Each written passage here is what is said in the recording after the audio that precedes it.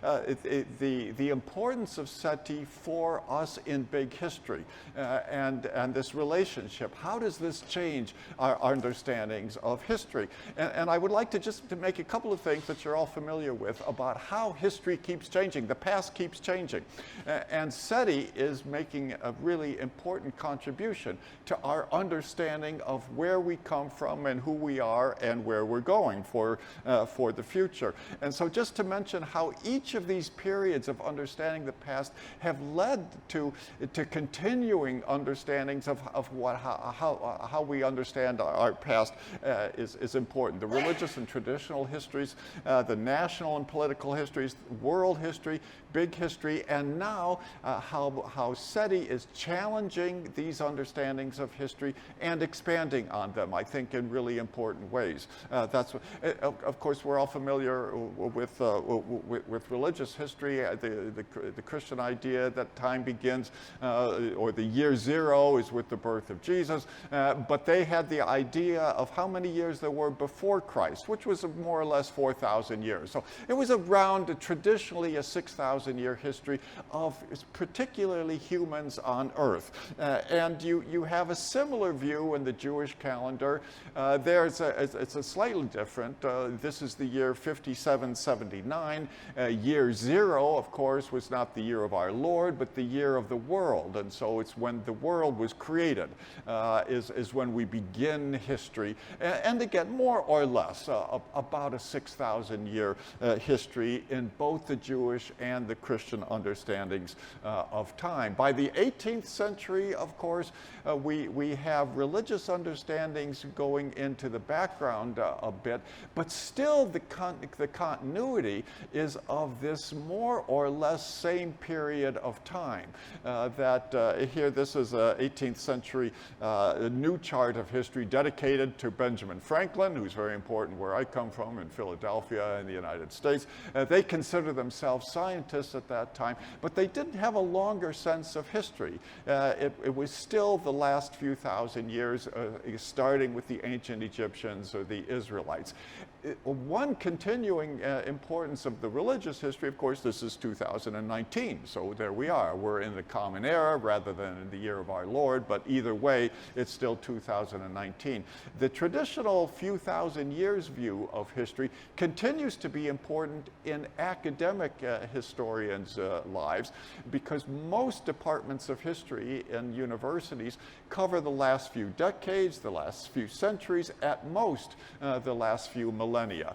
So almost everywhere, the formal university study of history is still within these periods of time, and that hasn't changed all that much. You've had even a more restricted idea of history that's developed over the last few centuries, perhaps.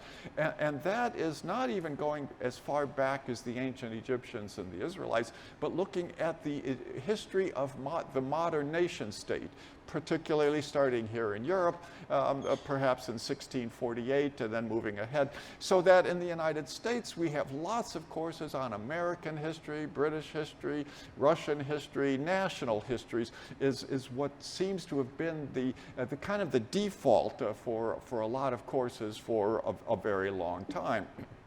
Perhaps one illustration of that is it comes out of the famous French Republic, the First Republic, and their calendar, where the year zero was not with the birth of Christ or not with the creation of the world, but with this very important revolution and formation of the First Republic.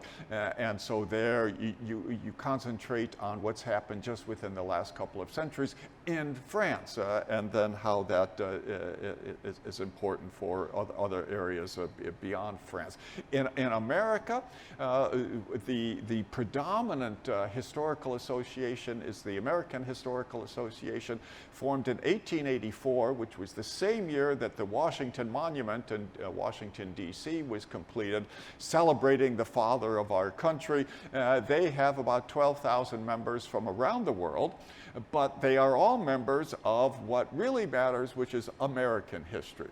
And that's what we seem to be most interested in, and all of this makes sense for the AHA. In my discipline, I teach in political science. The APSA, the American Political Science Association, was founded just a few years after the American Historical Association. It was founded in 1903. It too has members from 100 different countries, but they are all part of the American Political Science Association. It's a national interpretation about what's important, what matters, and of course America is only just over a couple of centuries old, and so that's what everyone, of course, should be wanting to study. And both of these organizations were formed at the beginning of what Walter Lippmann later called the American century, and because we were so powerful, and because everybody wanted to be like us because we're a shining city on a hill, we were quite convinced that everyone wants to study American history and American politics. That sort of self-confidence, perhaps arrogance, started to dissipate a bit during the Vietnam War, about a half a century ago. There were quite a few, even American academics, who thought maybe this emphasis on American history or national history, national political history, was misplaced, and we should look at world history. And so a World History Association was formed, in which they wanted to take a larger view. And one of the first great textbooks on world history by Bill McNeill went back to that older traditional view of the time past, maybe expanding a bit beyond 6,000 years to around the last 10,000 years. It was starting with the agricultural revolution, looking at the human history on Earth over the last 10,000 years, and having a more global approach to the study of history. What changes that in particularly important ways it does not come from the work of the professional historians, but our changes of the understanding of history comes out of the natural sciences. And the relationship, the dialogue between traditional history and the natural sciences, and the images coming out of space now about just over a half a century ago with the famous Earthrise photo from over the horizon of the moon, and our changed view of who we are living on Earth as a result of this perspective coming from space.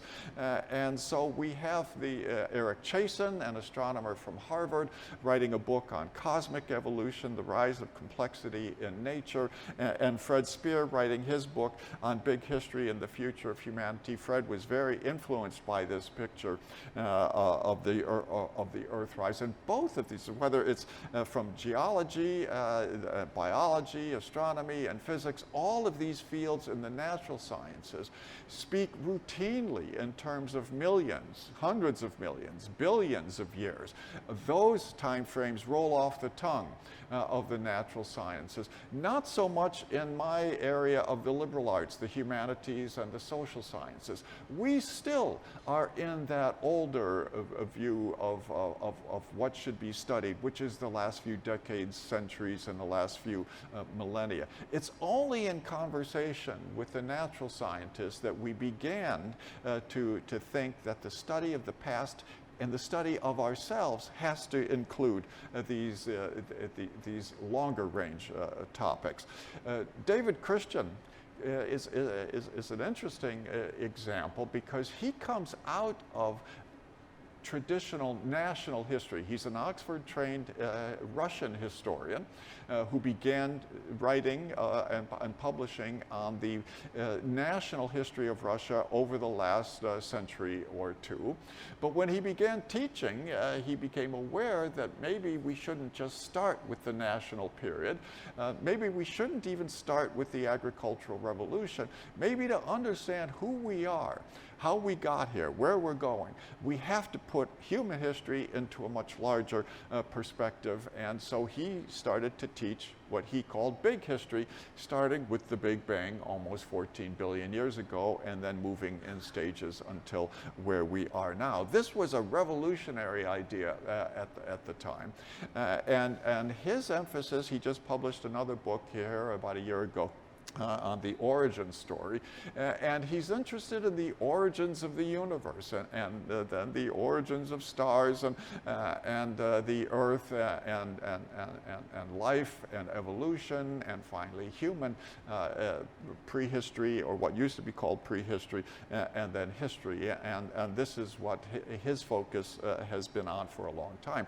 The themes of big history have been on emergent complexity, the relative simplicity at the very beginning, where we have quarks in relationship with each other within protons and neutrons, and then relationships within relationships within relationships, the development of complexity over time, so that we get to the chapters of the past which build on each other, leading from the very origins of our universe up to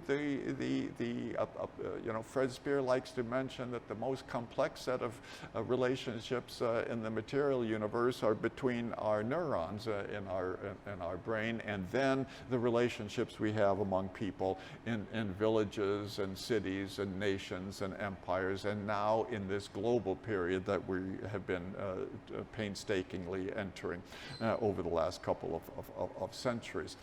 This was the series of events which led to the formation of the International Big History Association here in Italy, by the way. It was a meeting in Col di Gioco, just outside of Ancona, at a conference given by Walter Alvarez, the geologist who discovered, here we are at the KT boundary, he discovered the layer of iridium separating, of course, the era before the extinction of the non-avian dinosaurs.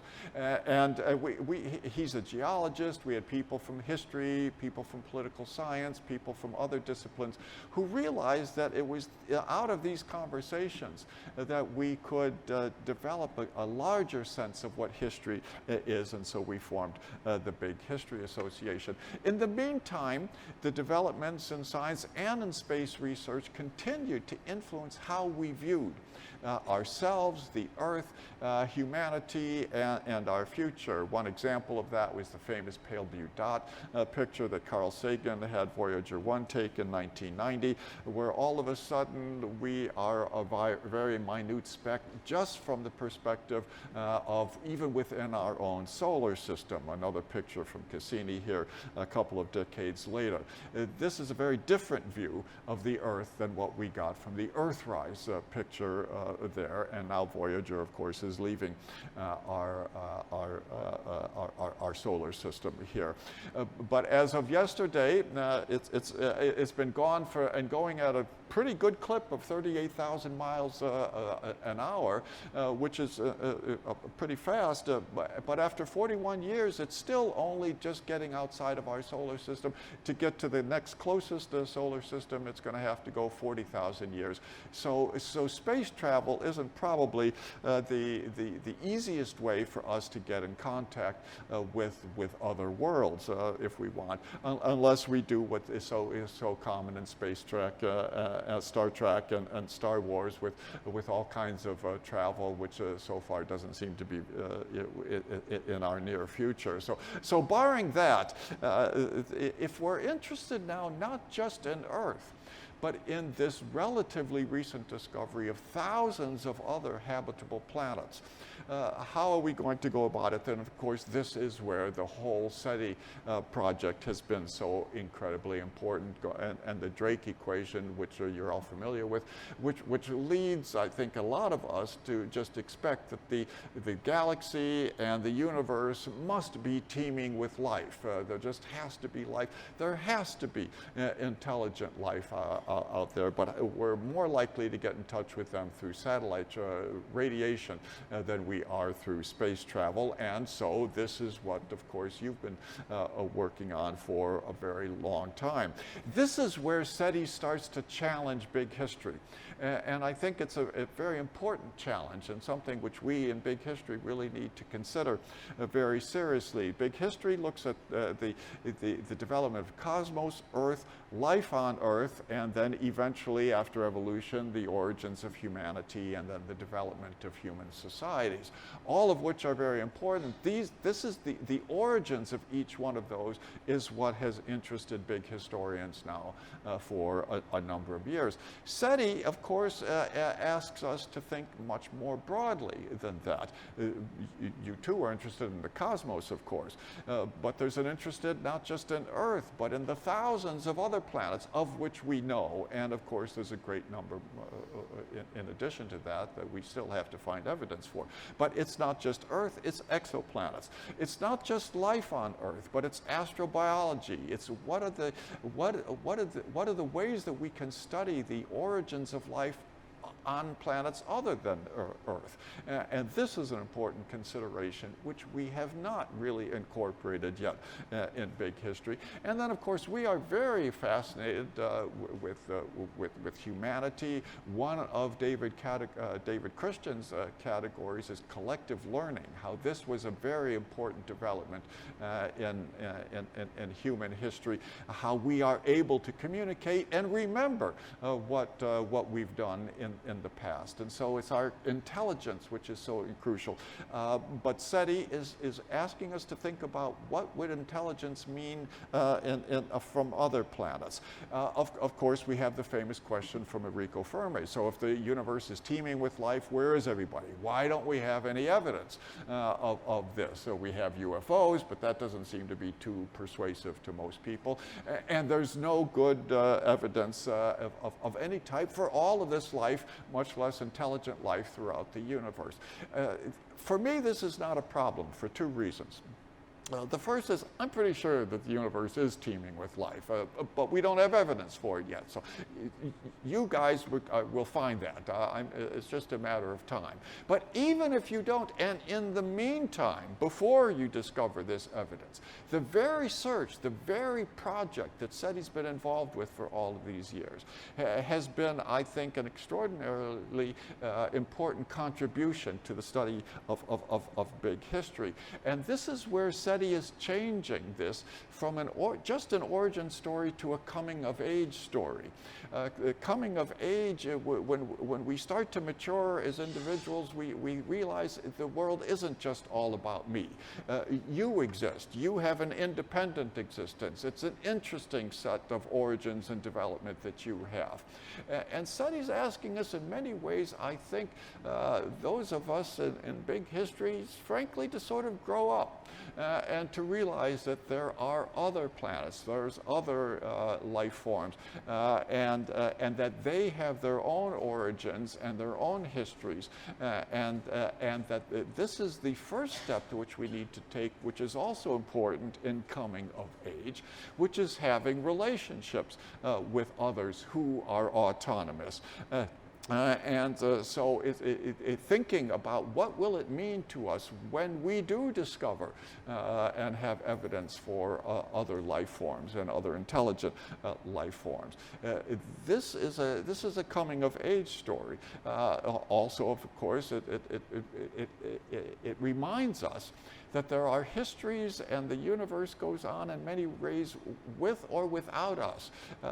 There are likely many other intelligent life forms and civilizations that have existed without us, and they will continue whether we meet them or not. That realizing that the universe has its own history, even in our absence, I think is an important coming of age to us. It advances reverses big history, or it extends big history in asking us to add one more layer to what we've normally discovered. We had all of these other developments in emergent complexity of relationships upon relationships. But now SETI's asking us to go beyond international or global relations and to think about not just international, but interplanetary relationships. And seriously, what would that mean? And anticipating that, even before we discover the evidence for that, this effort is changing, I think, how humans exist with each other. And that, I think, is one of the great lessons that SETI has for us. And as we develop this relationship between big history and SETI, we will increasingly improve our understandings of what the past is, how we got here, who we are, what can we expect in the future. And I think it's not a mistake that it's Claudio and the SETI folks who have invited us to do this, because SETI's been self-consciously looking for relationships with new partners, with new entities for many decades now. And so for Claudio and others to reach out to those of us in traditional big history is the kind of thing that SETI's been doing in other regards for a long time. And if there's anything that's most promising for the future of humanity, it's the development of new relationships between new groups which maybe hadn't thought about interacting with each other before. This is exactly what SETI's been doing for a long time. This is what SETI is contributing right now before it answers Enrico Fermi's question. And I think that is maybe one of the most important contributions to the future of humanity, especially at a time when we seem to be, many seem to be retreating to earlier forms of separation and nationalism and tribalism and the intentional rejection of relationship between ourselves and other species. And this is, I think, what SETI is so importantly pushing back against. I think I've spoken long enough. Thank you for your patience. It's a pleasure to be here, and I look forward to how we develop this relationship over the next couple of days. Thank you so much.